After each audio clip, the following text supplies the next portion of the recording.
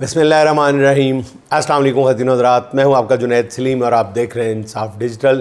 ناظرین، ایران اور امریکہ کا تنازع اب سفارتی محاذ پر بھی پیچیدہ سے پیچیدہ تر ہوتا جا رہا ہے، بلکہ مشکل ہوتا جا رہا ہے۔ 2 ہفتے کی جنگ بندی آج رات ختم ہو رہی ہے۔ مزید کسی جنگ سے بچنے کے لیے مذاکرات کا اعلان تو کیا گیا، اسلام آباد میں اس کی تیاریاں بھی مکمل ہیں، مگر سر دست ان مذاکرات پر خطرے کے بادل بدستور منڈلا رہے ہیں۔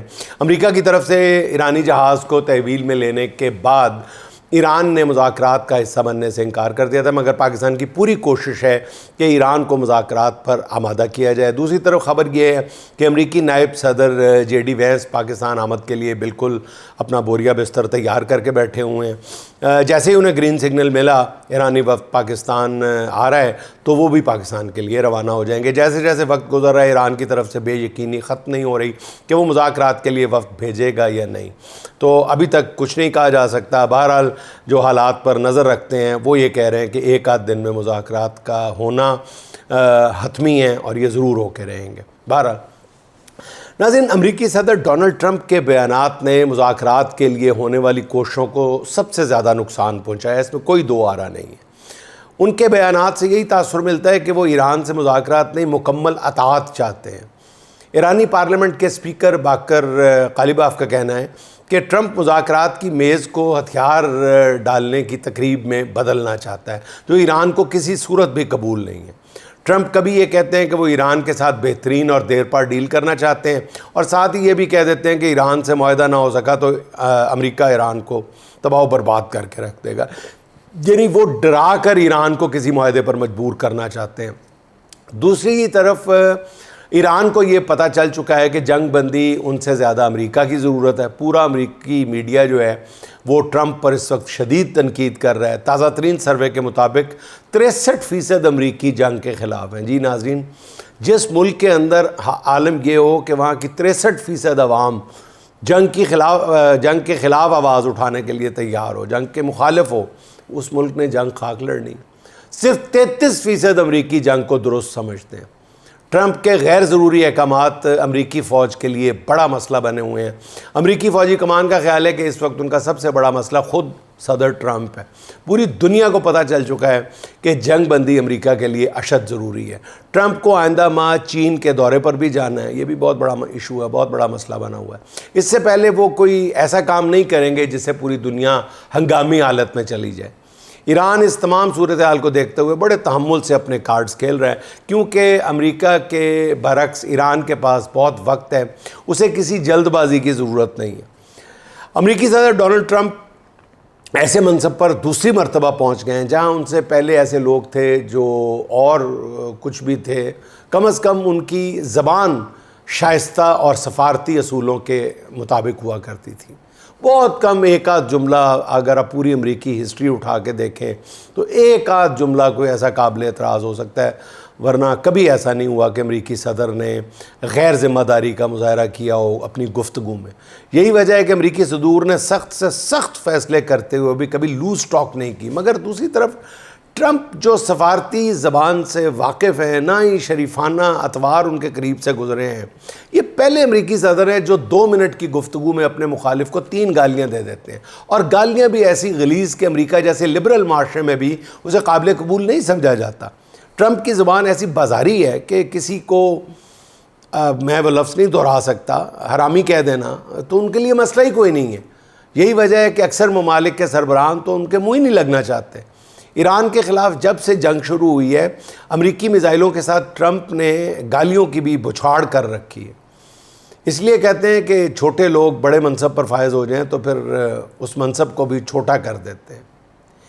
ناظرین، اب تک کی 45 روزہ جنگ میں امریکہ کی جنگی مشینری اور حکمت عملی میں سنگین خامیاں سامنے آئی ہیں۔ امریکی اخبار نیو یارک ٹائمز کے مطابق ایران کے خلاف جنگ کا سبق یہ ہے کہ امریکہ کا جنگی ساز و سامان حالات اور وقت کی ضرورت کے مطابق نہیں ہے۔ اخبار کے مطابق امریکہ کے بڑے جنگی بحری بیڑے اب اتنے کارگر نہیں رہے جتنے ماضی میں ہوا کرتے تھے۔ ایران نے حالیہ جنگ کے دوران اپنے ڈرونز اور میزائلوں کی طاقت کو امریکہ جیسی سپر پاور کو مصیبت میں ڈال دیا ہے۔ دوسری طرف ایرانی ذرائع کا کہنا یہ ہے کہ انہیں جنگ کے دوران 3 امریکی بیلسٹک میزائلز بالکل درست حالت میں مل گئے. جنگ کے دوران ایسا اکثر ہوتا ہے کہ کچھ میزائل ان فائرڈ یعنی فائر نہیں ہوتے. امریکی بیلسٹک میزائلوں کا ٹھیک حالت میں ملنے کا مطلب یہ ہے کہ ایران اب ان میزائلوں کی ریورس انجینئرنگ سے ایسے ہی میزائل بنانے کے قابل ہو سکتا ہے. یعنی اب تک کی جنگ امریکہ کے مستقبل کے حوالے سے بھی جنگی حوالے سے بھی کوئی اچھی خبر نہیں بتا رہا. امریکہ کے ایران پر حملے کے بعد سے پوری دنیا مشکلات کا شکار ہے. ناظرین سب لوگ جانتے ہیں دنیا کے امیر ترین خلیجی ممالک کی اقتصادی حالت بھی خراب ہوتی جا رہی ہے. امریکی اخبار وال سٹریٹ جرنل نے اپنی رپورٹ میں انکشاف کیا ہے کہ متحدہ عرب امارات نے ایران کے ساتھ جاری کشیدگی کے تناظر میں ممکنہ مالی دباؤ سے نمٹنے کے لیے امریکہ سے مالی معاونت کے حوالے سے ابتدائی بات چیت شروع کر دی ہے. رپورٹ میں یہ بھی انکشاف کیا گیا ہے کہ اماراتی حکام نے خبردار کیا ہے کہ اگر صورتحال مزید خراب ہوئی تو تیل کی فروخت کے لیے وہ چینی یوان یا دیگر کرنسیوں کا سہارا لینے پر مجبور ہو سکتا ہے، جو امریکی ڈالر کے لیے ایک ممکنہ خطرہ تصور کیا جا رہا ہے، جو کسی صورت بھی امریکہ قبول نہیں کرتا. تاریخ اٹھا کے دیکھ لیں. اور یہ وہ دباؤ ہے ناظرین جو امریکہ کے لیے ہر قیمت پہ میرا خیال ہے ناقابل قبول ہوگا. جیسے میں نے عرض کیا کہ امریکی تاریخ اٹھا کے دیکھ لیں، وہ ہر بات قبول کر لے گا لیکن آئل کو ڈالر سے ڈی لنک ہوتا ہوا نہیں دیکھ سکتا. ابھی صرف یہ عرب امارات نے دھمکی دی ہے.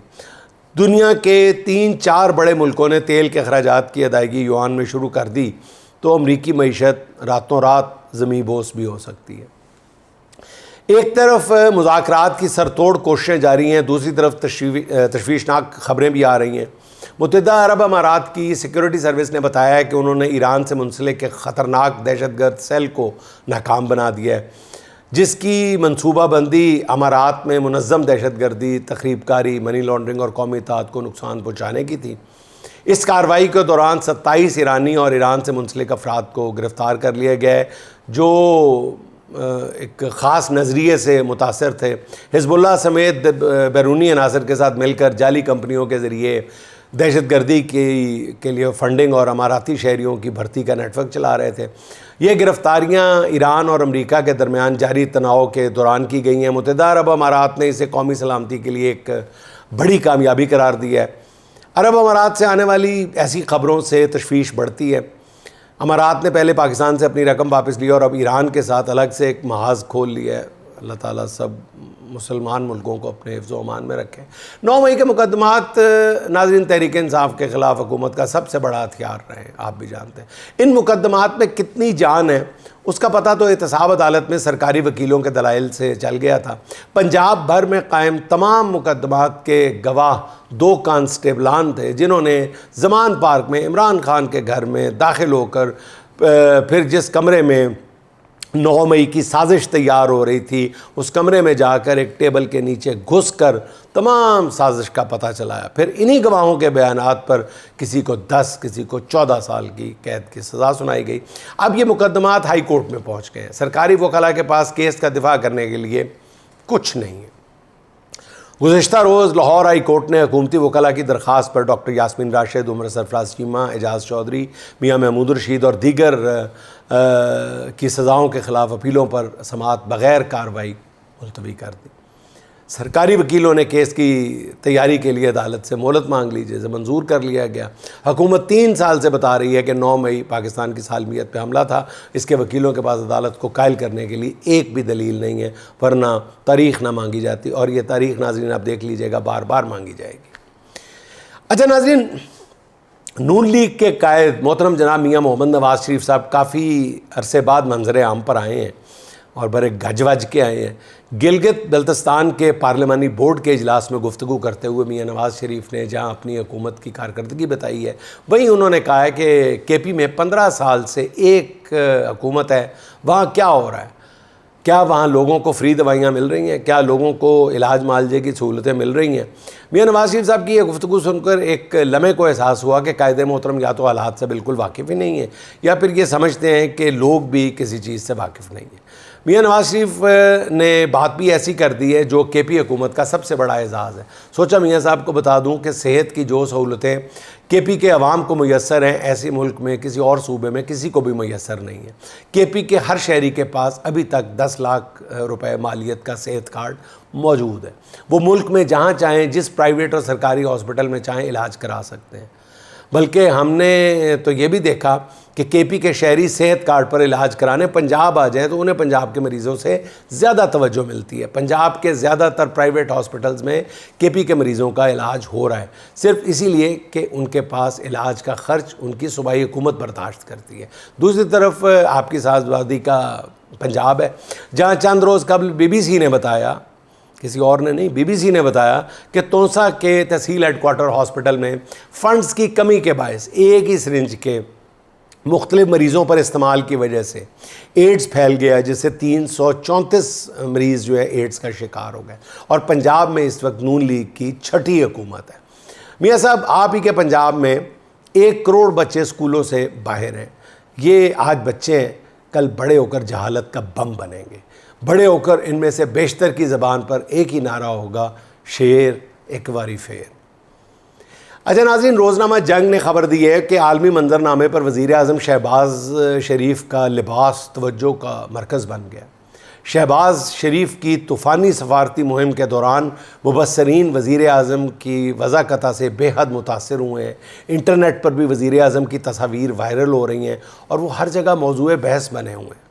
اس خبر میں کہیں یہ نہیں بتایا گیا کہ شہباز شریف کا لباس عالمی توجہ کا مرکز کہاں بنا، کیسے بنا، کس ملک کے سربراہ نے یا میڈیا نے شہباز شریف کے لباس کو قابل توجہ سمجھا، اس کی تعریف کی، اس کا ریفرنس دیا. خبر میں یہ بھی نہیں بتایا گیا کہ یہ توجہ مثبت معنوں میں تھی یا منفی معنوں میں. اس خبر سے اندازہ ہوتا ہے کہ ہمارے میڈیا کی مشکلات کیا کیا ہیں. ویسے خبر میں یہ نہیں بتایا گیا کہ یہی وہ لباس ہے جسے بیچ کر شہباز شریف نے مہنگائی کم کرنا تھی، مگر نہ لباس میں بکا نہ مہنگائی کم ہوئی.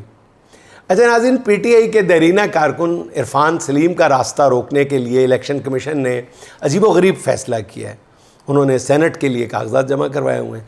الیکشن کمیشن نے 23 اپریل کو سینٹ کی کے پی سے خالی نشست پر ضمنی الیکشن تا حکم ثانی روک دیا ہوا ہے. الیکشن کمیشن میں کے پی سے سینٹ کی خالی نشست پر ضمنی انتخاب سے متعلق سماعت ہوئی ہے. اس میں الیکشن کمیشن نے الیکشن کو اگلی سماعت تک روکنے کا حکم دے دیا ہے. اسلام آباد میں ہونے والی سماعت کے دوران کمیشن نے تمام امیدواروں اور سٹیک ہولڈرز کو نوٹسز جاری کر دیے ہیں، جبکہ درخواست گزار جلال خان اپنے وکیل کے ہمراہ پیش ہوئے. درخواست گزار کے وکیل نے موقف اختیار کیا کہ مراد سعید نے بطور سینیٹر حلف اٹھایا ہی نہیں تھا، اس لیے نشست کو خالی قرار دینے کا جواز ہی موجود نہیں ہے. اس معاملے میں قانونی اور آئینی ابہام پایا جاتا ہے. وکیل نے استدعا کی کہ سینٹ نشست پر انتخاب ملتوی کیا جائے، جس پر کمیشن نے سماعت 7 مئی تک ملتوی کرتے ہوئے ضمنی انتخاب مؤخر کر دیا ہے. سکندر سلطان راجہ بطور چیف الیکشن کمشنر ایسے معجزے دکھا رہے ہیں کہ یقین ہی نہیں آتا کہ کوئی شخص اس سطح پر بھی آ سکتا ہے. انہی کے کارناموں کی وجہ سے وہ اپنی مدت عہدہ ختم ہونے کے 16 ماہ بعد بھی اپنے عہدے پر موجود ہیں. ناظرین ذرا فیصلہ ملاحظہ فرمائیے نا کہ جی یہ آئینی معاملہ ہے. اب آپ سمجھتے ہیں جب یہ آئینی ابہام کا معاملہ قرار پائے گا تو یہ کیس کس طرف جائے گا، کس عدالت میں جائے گا جو پہلے سے تیار بیٹھی ہوئی ہے. ناظرین آخر میں احمد سلمان صاحب کے چند بہت ہی خوبصورت اشعار. دل سے ایک خواہش بےتاب لگا دیتا ہے، دل سے ایک خواہش بےتاب لگا دیتا ہے، پھر وہ پابندی آداب لگا دیتا ہے. لفظ بے صوت ہوں لیکن تیرا کاتب لہجہ میرے اطراف میں آراب لگا دیتا ہے. پہلے کہتا ہے کہ افلاک سے آگے دیکھوں، پھر کہیں بیچ میں مہتاب لگا دیتا ہے. ہر وہ الزام جو دشمن نہ لگائے مجھ پر، ہر وہ الزام جو دشمن نہ لگائے مجھ پر، وہ میرا حلقہ احباب لگا دیتا ہے. رات دیتا ہے تھکے دن کو تھپکنے کے لیے، رات دیتا ہے تھکے دن کو تھپکنے کے لیے، پھر تعاقب میں کوئی خواب لگا دیتا ہے، پھر تعاقب میں کوئی خواب لگا دیتا ہے. خوش رہیں، خوش رکھیں. آپ سے ملاقات ہوگی انشاءاللہ اگلے ولاگ میں. اللہ حافظ.